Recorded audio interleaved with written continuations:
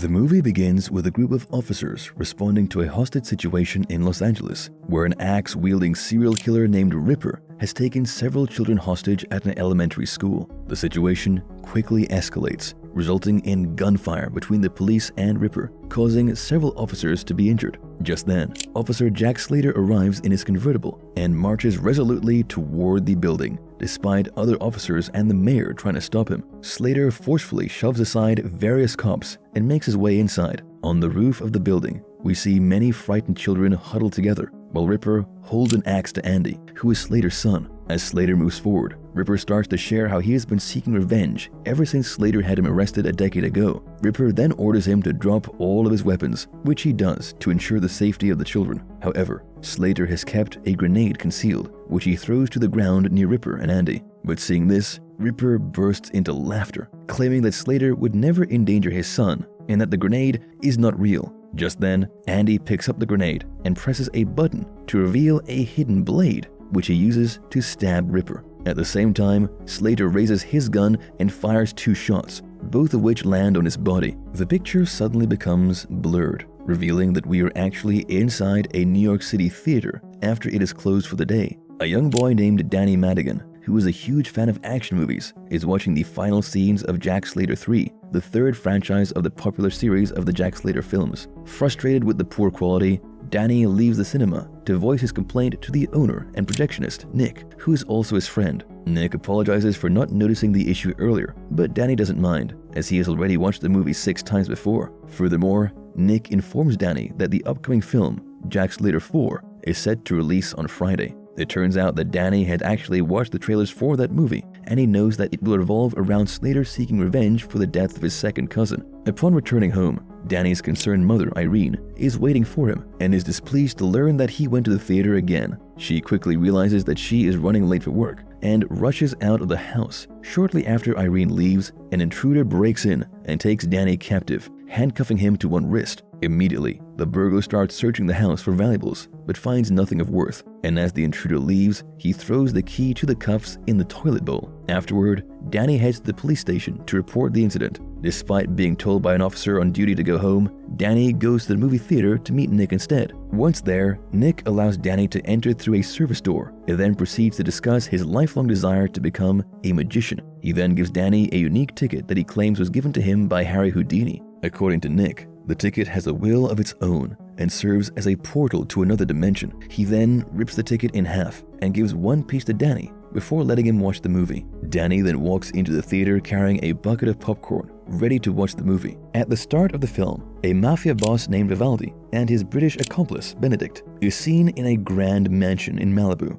They are interrogating a guy named Frank, who is Slater's cousin, who is badly beaten and tied up right now. Vivaldi demands to know what Frank has told Slater about his criminal activities. He instructs Frank to pass a message to Slater that his group is teaming up with the Torelli family to completely dominate the illegal drug market. However, Frank claims that his conversation with Slater mostly involves talking about guns and their shooting abilities. In the next scene, we see some police officers outside a 2-story house preparing to conduct a drug bust. However, before they can kick down the door, Slater arrives and questions them about why they're at Frank's house. Upon entering the house, Slater discovers Frank severely beaten and near death in the foyer. And just then, Frank reveals to Slater that Vivaldi and the Torelli mob are teaming up to gain power, and then instantly dies. At that moment, Slater notices a little card bearing his name on Frank's shirt. He quickly checks through the other cards, which have numbers counting down from 5 to 1. When he reaches number 2, Slater realizes it's a trap and hastily runs out of the house,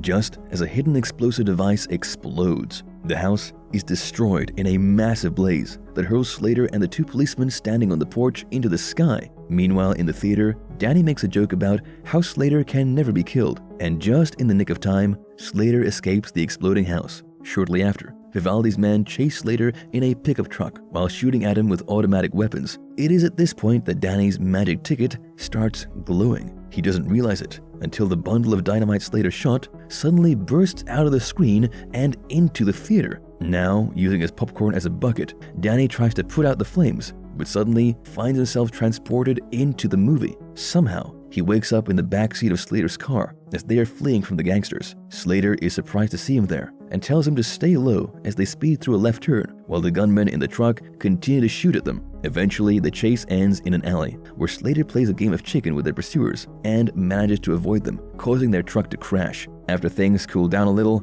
Danny states that in movies, the good guy always wins, and now that they have escaped from the bad guys, he tries to convince Slater that they are in a movie, but Slater doesn't believe him. They then go to the police headquarters where we see a cartoon cat named Whiskers. Later on, Lieutenant Decker, who is quick to speak and frequently angry, assigns Danny as Slater's partner and orders them to investigate Vivaldi's gang. Later on, Danny and Slater make their way to a Blockbuster video store. Danny tries to find evidence of previous Jack Slater movies to support his belief that they are in a movie, but his search is in vain. However, Danny argues that it must be a movie because the employees at the store are very attractive and there are no unattractive women present. But Slater disagrees and suggests everyone here is attractive because they're in California. Now, after driving along the coast in search of the bad guys, Danny recognizes the mansion belonging to the crime boss, Tony Vivaldi, from the movie's opening sequence. Although Slater is skeptical, they enter the mansion and meet Vivaldi's henchman, Benedict, who is known for his constantly changing glass eyes. However, Benedict denies them entry, so the two have no option but to leave. And while walking away, Benedict overhears Danny talking to Slater about the conversation he witnessed in the opening scenes of the movie, which took place around the pool. Benedict is surprised to learn that Danny has inside information about their plans and decides to investigate further. Later that evening, Slater and Danny visit his ex-wife's house, where they are greeted by his attractive daughter, Whitney. It is revealed that Slater's son, Andy, was killed by the Ripper at the start of the movie. Slater then leaves to buy some cigars, and shortly after, Benedict and his gang arrived at the house. He questions Danny about his identity and takes his wallet forcefully, which includes the golden ticket. Seconds later, Slater arrives at the scene and he manages to fight off the gang, but Benedict somehow manages to escape. The following day, Slater and Danny discover that Tony Vivaldi is planning to murder his Torelli associates during a rooftop funeral by placing nerve gas in a corpse. Although Vivaldi appears to be allying with the Torelli family, he actually intends to eliminate his rivals. Determined to prevent this from happening, Jack and Danny attend the funeral. However, they become sidetracked by John Practice, who is supposedly Jack's friend, but someone Danny warned him not to trust.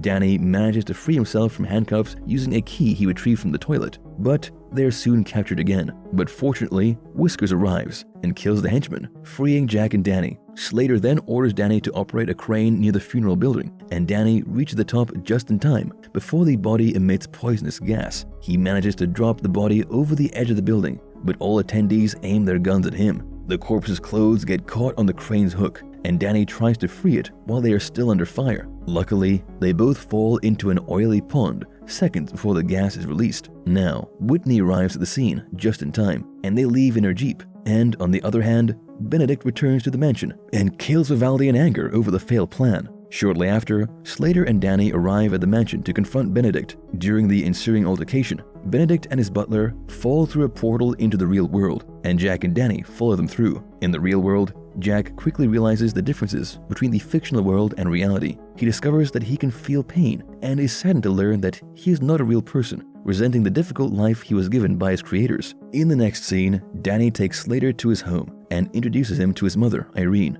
Irene is upset that Danny has been missing since the previous day, but Slater tells her that he is a cop and Danny was at the station all night. Later, while conversing with Irene, Jack becomes more empathetic and gradually loses interest in violent action. At a restaurant close by, Benedict devises a new plan to bring villains from other movies into reality to eliminate his rivals. His scheme involves killing Arnold Schwarzenegger, who portrays Jack Slater, as Benedict believes that this would eliminate Slater's existence and give him free reign in his own movie domain. And to accomplish this objective, Benedict teams up with the Ripper, who is one of Slater's greatest enemies. During the premiere of Jack Slater 4, Slater's resemblance to Arnold helps him locate his seat, and he arrives just in time to save Arnold from being assassinated. Impressed by his effort, Arnold offers Slater to work for him, but he denies, blaming the actor for bringing him nothing but pain. Later on the rooftop, the Ripper throws Danny off the building, but soon gets electrocuted by Slater. He then finds Danny hanging on the edge and pulls him to safety. Just then, Benedict confronts Jack and shoots him in the chest while revealing his plans to form an army of film villains such as Dracula, Hitler, Hannibal Lecter,